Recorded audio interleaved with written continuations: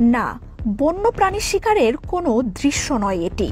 জুলাই আন্দোলনে সরকার পতনের দাবিতে লাখো মানুষ যখন রাস্তায়, তখন বিজিবির এই শিকারীর দেখা মেলে ঢাকার রাস্তায়। তীক্ষ্ণ চোখে শিকারকে যেমন নির্ভুল নিশানা করা হয়, ঠিক সেভাবেই বন্দুক তাক করে আন্দোলনকারীদের ওপর গুলি করেছেন রেদওয়ান নামের এই বিজিবি সদস্য। একে রাইফেলে ছোড়া গুলিতে তখন ছিন্ন বিচ্ছিন্ন হচ্ছিল তারই দেশের সাধারণ মানুষ।